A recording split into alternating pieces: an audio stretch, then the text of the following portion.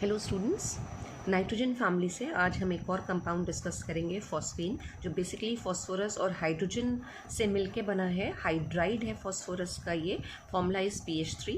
और ग्रुप 15 को जो मेंबर्स हैं उनकी आउटर मोस्ट शेल में 5 इलेक्ट्रॉन्स होते हैं। यहाँ पे भी फॉस्फोरस 3 हाइड्रोजन के साथ 3 कोवलेंट बॉन्ड बना रहा है और लोन पेयर इसके पास है। तो लोन पेयर डोनेट कर सकता है, बेसिक नेचर शो करेगा। लेकिन हम पहले भी बात कर चुके हैं कि ग्रुप 15 में जो मोस्ट बेसिक नेचर शो करता है वो अमोनिया शो करता है। उसका रीज़न ये है कि नाइट्रोजन का साइज़ छोटा होता है, जो इलेक्ट्रॉन पेयर है, इलेक्ट्रॉन डेंसिटी है, वो छोटे साइज़ के एटम के ऊपर कॉन्सेंट्रेटेड रहती है, जिसकी वजह से इजीली इलेक्ट्रॉन पेयर डोनेट हो जाता है। तो अमोनिया के कंपैरेटिवली फॉस्फीन का बेसिक नेचर बहुत ही कम आता है। इसे हम वीक बेसिक बोलते हैं या एक वीक बेस बोलते हैं। इसकी स्मेल जो होती है वो रॉटन फिश लाइक स्मेल है, रॉटन फिश लाइक स्मेल है। और ये एक हाईली पॉइजनस कंपाउंड है, हाईली पॉइजनस कंपाउंड है। अब टॉपिक को स्टार्ट करने से पहले अगर हम बात करें कि बोर्ड में हमसे क्या क्वेश्चन पूछा जाता है फॉस्फीन से, तो अगर कोई भी क्वेश्चन आता है बोर्ड के एग्जाम्स में तो वो आता है फॉस्फीन की प्रिपरेशन या फिर फॉस्फीन की प्रॉपर्टीज़, कि अगर हम फॉस्फीन को क्लोरीन के साथ रिएक्ट कराएं तो क्या रिएक्शन आएगी, या फिर उसका मेथड ऑफ प्रिपरेशन। तो यही दो इम्पॉर्टेंट टॉपिक हैं फॉस्फीन के, जहाँ से बोर्ड के क्वेश्चंस बनते हैं। तो पहले हम बात करते हैं मेथड ऑफ प्रिपरेशन की, कि अगर हमें फॉस्फीन बनाना है तो हमारे पास कौन कौन से मेथड्स हैं। फॉस्फीन को प्रिपेयर करने के लिए 3 रिएक्शंस हमें दे रखी हैं, जिसमें पहली रिएक्शन है कि अगर हम कैल्शियम फॉस्फाइड की हाइड्रोलिसिस कराएंगे या कैल्शियम फॉस्फाइड को वाटर के साथ ट्रीट कराएंगे तो फॉस्फीन गैस इवॉल्व होगी और बाकी हमारे पास कैल्शियम हाइड्रोक्साइड आ जाएगा। और यही रिएक्शन हम करा सकते हैं विद HCl, डाइल्यूट HCl के साथ। अगर हम कैल्शियम फॉस्फाइड को ट्रीट कराएं तो अभी हमें कैल्शियम क्लोराइड मिलेगा और फॉस्फीन गैस प्रोड्यूस हो जाएगी। तो ये 2 रिएक्शंस हैं। इसमें आपको क्या याद रखना है, अगर आपको ध्यान हो, आपने एसिटिलीन गैस की प्रिपरेशन पढ़ी थी जहाँ पे हमने कैल्शियम कार्बाइड को वाटर के साथ रिएक्ट कराया था। तो ध्यान रखिएगा कि अगर कैल्शियम का फॉस्फाइड वाटर के साथ रिएक्ट करता है तो फॉस्फीन गैस निकलती है। कैल्शियम का कार्बाइड अगर वाटर के साथ रिएक्ट करता है तो एसिटिलीन गैस या फिर हाइड्रोकार्बन यहाँ पे मिलेंगे हमें। कैल्शियम कार्बाइड की हाइड्रोलिसिस से C2H2 या एसिटिलीन गैस या इथाइन गैस मिलती है। और यही अगर हमारे पास कैल्शियम नाइट्राइड हो तो कैल्शियम नाइट्राइड हमें अमोनिया देता है, NH3। ठीक है, और यहाँ पे हम फॉस्फीन की बात कर रहे हैं, इसलिए हमने कैल्शियम फॉस्फाइड का सॉल्ट लिया है। इंपॉर्टेंट ये वाली रिएक्शन है जिसे हम लैब मेथड कहते हैं। ये आपसे पूछ ली जाती है कि what happens when white phosphorus is treated with a concentrated solution of NaOH। ठीक है, तो सोल्यूशन हम NaOH का ले रहे हैं तो NaOH आ गया और H2O आ गया, और बाकी हमने वाइट फॉस्फोरस ले रखा है। मैंने वाइट को यहाँ ज़रूर लिखा है, इसको ध्यान रखिएगा। रेड फॉस्फोरस के साथ ये रिएक्शन नहीं आएगी। रेड फॉस्फोरस की रिएक्टिविटी बहुत ही कम होती है, वाइट फॉस्फोरस की रिएक्टिविटी ज़्यादा होती है, तो ये रिएक्शन वाइट फॉस्फोरस के साथ ही आती है। ऑब्वियसली हम फॉस्फीन के प्रिपरेशन की बात कर रहे हैं तो फॉस्फीन तो हमें मिलेगा ही मिलेगा, साथ में एक सॉल्ट हमें और मिल रहा है और वो यहाँ पे है sodium hypophosphite. This is sodium hypophosphite. तो इस रिएक्शन को बहुत अच्छे से याद कर लीजिए, रट लीजिए, क्योंकि ये रिएक्शन खूब पूछी जाती है एग्जाम में। कि व्हाट हैपन्स व्हेन फॉस्फोरस और white phosphorus react with a concentrated solution of NaOH, तो फॉस्फीन गैस विल प्रोड्यूस। अब इसी में कभी कभी एक चीज़ और ऐड कर देते हैं कि what happens when PH3 is pass through chlorine. अगर क्लोरीन के साथ हम उसको रिएक्ट कराते हैं तो क्या होगा।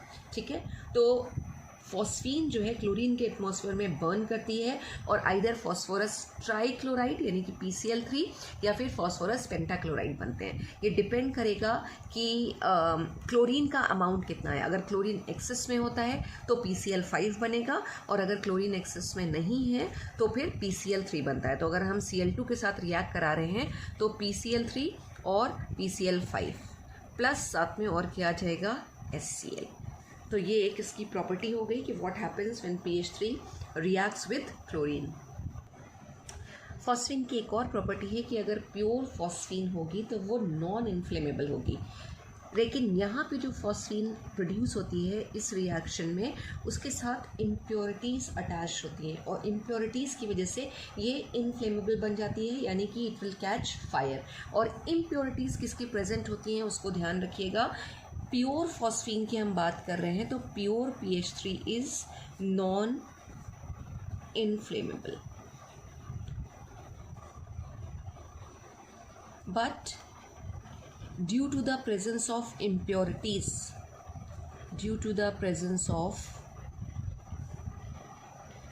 impurities, it becomes inflammable. अब इम्प्योरिटीज़ किसकी किसकी हैं हम उस पर फोकस करेंगे। तो इसमें जो इम्प्योरिटीज़ प्रेजेंट होती हैं वो होती हैं एक तो P2H4 और P4 की vapours and hydrogen gas. Hydrogen gas NCERT में मेंशन नहीं है, लेकिन हाइड्रोजन गैस की इम्प्योरिटीज़ होती है और P2H4 की इम्प्योरिटीज़ होती है। अब इम्प्योरिटीज़ को हमें रिमूव करना होगा अगर हमें प्योर फॉस्फीन चाहिए। तो हम इम्प्योर फॉस्फीन जो हमें मिल रही है, जो गैस हमें मिल रही है इम्प्योर गैस, उसको हम ठंडा करते हैं, फ्रीज करते हैं एंड कंडेंस कर लेंगे। इस स्टेप से क्या होगा, जो इम्प्योर फॉस्फीन है अगर हम उसको कंडेंस कर रहे हैं तो इसमें कंडेंसेशन के प्रोसेस में जो हमारा P2H4 है वो कंडेंस हो जाएगा। तो इट कंडेंसेस P2H4। अब P2H4 कंडेंस हो गया, हमने उसको अलग हटा दिया। अभी हमारे पास क्या बचेगा, PH3 है और हाइड्रोजन है। तो PH3 और H2 का जो मिक्सचर हमारे पास अभी बचा हुआ है, H2 की इम्प्योरिटीज़ हैं, उसको हम क्या करते हैं, HI के साथ ट्रीट कराते हैं। HI के साथ ट्रीट कराने में PH3 HI के साथ कंबाइन कर जाएगा, ये PH3 HI के साथ कंबाइन करेगा and we will get PH4I which is called phosphonium iodide. PH4 plus ion और I माइनस आयन इसके अंदर प्रेजेंट होंगे and this way we will remove hydrogen. अब हमें PH4I से फॉस्फीन गैस इवॉल्व करनी है, तो उसके लिए हम क्या करते हैं, इसको KOH के सोल्यूशन के साथ 30% KOH सोल्यूशन के साथ ट्रीट कराते हैं। तो PH4I को जब हम KOH के साथ ट्रीट कराएंगे, KOH is potassium hydroxide, 30% KOH लेते हैं, तो वी विल गेट फॉस्फीन। और फॉस्फीन के साथ और क्या आ जाएगा, यहाँ पे K और I यानी पोटेशियम आयोडाइड का सॉल्ट आ गया, प्लस PH3 आएगा यहाँ पे, एक H यहाँ से और एक OH यहाँ से निकला, तो क्या बन जाएगा, वो वाटर बन जाएगा। तो ये प्योर फॉस्फीन गैस हमें मिल जाएगी, राइट। तो थोड़ा डिटेल में कॉम्पिटिटिव एग्जाम के लिए अगर आपको पॉइंट्स याद रखने हैं तो ये चीज़ याद रखिएगा कि उसमें कौन कौन सी इम्प्योरिटीज़ प्रेजेंट होती हैं। Let's quickly see the properties of phosphine. पहली प्रॉपर्टी की बात करें तो ये वाटर में स्लाइटली सॉल्युबल होता है। ग्रुप 15 के हाइड्राइड्स हमने पहले डिस्कस किए थे, तो हमने कहा था ammonia highly soluble in water होता है। 1 part of ammonia is soluble in 1000 और 1200 पार्ट्स ऑफ वाटर, राइट। लेकिन जैसे जैसे ग्रुप में हम नीचे की तरफ मूव करते हैं तो जो हाइड्राइड्स हैं वो इनसॉल्युबल हो जाते हैं। फॉस्फीन स्लाइटली सॉल्युबल है। क्यों बाकी के हाइड्राइड्स सॉल्युबल नहीं होते हैं? Just because they can not form hydrogen bond. Ammonia hydrogen bond बना ले जाता है, इसलिए वो वाटर में हाईली सॉल्युबल होता है।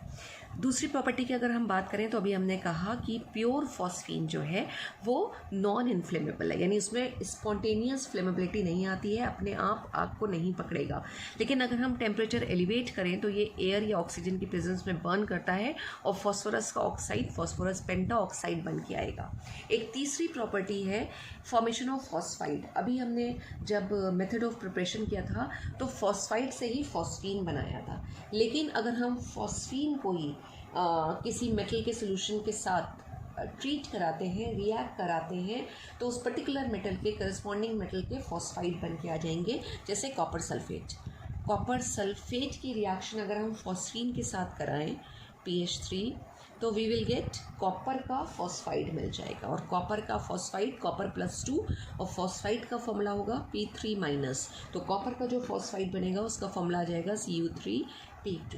साथ में आ जाएगा यहाँ पे हमारे पास SO4 है, हाइड्रोजन है, तो H2SO4 बन जाएगा। तो जो भी हम मेटल ले रहे हैं उस पर्टिकुलर मेटल का फॉस्फाइड बन के आ जाएगा। अगर हम यही सिल्वर नाइट्रेट यूज़ करें, यानी कि अगर हमने सिल्वर का सॉल्ट ले रखा है और उसको अगर हम फॉस्फीन के साथ ट्रीट कराएं तो यहाँ पे सिल्वर का फॉस्फाइड हमें मिलेगा। Ag+1 ऑक्सीडेशन स्टेट शो करता है, तो सिल्वर के फॉस्फाइड का फॉर्मूला हो जाएगा Ag3P। और साथ में क्या आ जाएगा, नाइट्रेट है हमारे पास, H+ है, तो HNO3। तो एक और रिएक्शन है जिसमें फॉस्फीन जो है वो फॉस्फाइड का फॉर्मेशन कर रहा है। अब अगर हम इसके स्ट्रक्चर की बात करें, फॉस्फीन के स्ट्रक्चर की, तो फॉस्फीन एक कोवलेंट मॉलिक्यूल है। अमोनिया की तरह इसका पिरामिडल स्ट्रक्चर होता है। फॉस्फोरस ये सेंट्रल मेटल होगा, लोन पेयर प्रेजेंट होगा इसके साथ, और 3 हाइड्रोजन के साथ ये 3 कोवलेंट बॉन्ड बनाता है। ये फॉस्फीन का स्ट्रक्चर आ रहा है। हाइब्रिडाइजेशन की बात करें तो हाइब्रिडाइजेशन sp3 होगा। ज्योमेट्री मॉलिक्यूल की टेट्राहेड्रल होगी, लेकिन लोन पेयर की वजह से जो मॉलिक्यूल का एक्चुअल शेप आएगा वो पिरामिडल आएगा। ठीक है। बॉन्ड एंगल यहाँ पे कितना होगा? अगर हम बॉन्ड एंगल की बात करते हैं तो अमोनिया में बॉन्ड एंगल अप्रॉक्सीमेट 107 डिग्री होता है, लेकिन फॉस्फीन में जो बॉन्ड एंगल है वो कितना होता है? 93 डिग्री। 93 डिग्री के आसपास इसका बॉन्ड एंगल होता है। हमें पता है कि बॉन्ड एंगल जो है वो bond angle is directly proportional to electronegativity. Bond angle is directly proportional to electronegativity, यानी अगर इलेक्ट्रोनेगेटिविटी बढ़ेगी तो बॉन्ड एंगल बढ़ेंगे, इलेक्ट्रोनेगेटिविटी घटेगी तो बॉन्ड एंगल भी घटेगा। तो ग्रुप में जब हम ऊपर से नीचे की तरफ मूव करते हैं तो जो सेंट्रल एटम है उसकी इलेक्ट्रोनेगेटिविटी डिक्रीज करी जाएगी। ये सेंट्रल एटम कहलाता है, और ये पेरिफेरल एटम्स कहलाते हैं। पेरिफेरल, तो पेरिफेरल हमारे कांस्टेंट हैं, सेम है। पेरिफेरल एटम्स ये सेम है। सेंट्रल एटम चेंज हो रहा है, तो सेंट्रल एटम चेंज हो रहा है, इलेक्ट्रोनेगेटिविटी चेंज होगी तो बॉन्ड एंगल डिक्रीज करते जाएंगे। तो ग्रुप में अगर हम नीचे की तरफ जाते हैं तो ये हाइड्राइड्स बनते हैं NH3, PH3, ASH3, SbH3 और BiH3, और बॉन्ड एंगल जो है ऊपर से नीचे की तरफ डिक्रीज करेगा। क्यों डिक्रीज करेगा? क्योंकि इलेक्ट्रोनेगेटिविटी डिक्रीज कर रही है। फॉस्फीन के यूजेस देख लेते हैं, क्योंकि ये भी आपसे ऑब्जेक्टिव में कॉम्पिटिटिव एग्जाम में पूछ लिया जाता है। फॉस्फीन की जो स्पॉन्टेनियस कंबशन की प्रॉपर्टी है उसको होम सिग्नल्स में यूज़ करते हैं। होम सिग्नल्स, अगर कोई इमरजेंसी सिचुएशन है जहाँ पे सिग्नल दे के हेल्प मांगनी है, जो बेसिकली शिप्स वगैरह पे होता है, तो ये फॉस्फीन जो है ये स्मोक के रिंग्स प्रोड्यूस करती है। वॉटेक्स रिंग्स कहलाते हैं, वो रिंग्स प्रोड्यूस करती है। तो होम सिग्नल की तरह इसको यूज़ किया जाता है। बेसिकली कंटेनर्स लिए जाते हैं और कंटेनर्स में 2 सॉल्ट यूज़ किए जाते हैं। बस वही आप याद रखिएगा कि होम सिग्नल के लिए क्या क्या यूज़ होता है। एक तो कैल्शियम कार्बाइड यूज़ होता है, कैल्शियम कार्बाइड, और दूसरा जो यूज़ होता है वो है कैल्शियम फॉस्फाइड, जिससे अभी हमने एसिटिलीन प्रोड्यूस करी थी, कैल्शियम फॉस्फाइड। इसको पियर्स करते हैं, पानी में डाल देते हैं। पानी के साथ रिएक्शन में कैल्शियम कार्बाइड जो है वो एसिटिलीन गैस प्रोड्यूस करेगा, और एसिटिलीन अपने आप में कंबस्टेबल है। कैल्शियम फॉस्फाइड से फॉस्फीन आएगी जो रिंग प्रोड्यूस करेगी, इम्प्योर फॉस्फीन होगी, रिंग प्रोड्यूस करेगी, और ये भी क्या होगी? कंबस्टेबल होगी। तो ये दोनों मिलके क्या करेंगे? रिंग या स्मोक रिंग प्रोड्यूस करते हैं, और उससे अगर शिप वगैरह पे कोई प्रॉब्लम है, हेल्प चाहिए है, तो दूर से ही पता चल जाएगा कि वहाँ पे कोई सिचुएशन ऐसी है जिसमें लोगों को हेल्प चाहिए और हेल्प पहुँचा दी जाती है। इन स्मोक रिंग के लिए एक और टर्म यूज़ करते हैं, वॉटेक्स रिंग। तो दिस इज़ अबाउट फॉस्फीन, जहाँ हमने फॉस्फीन की प्रिपरेशन करी, फॉस्फीन की प्रॉपर्टीज़ करी, स्ट्रक्चर की बात करी और उसके यूजेस डिस्कस किए। Thank you so much students.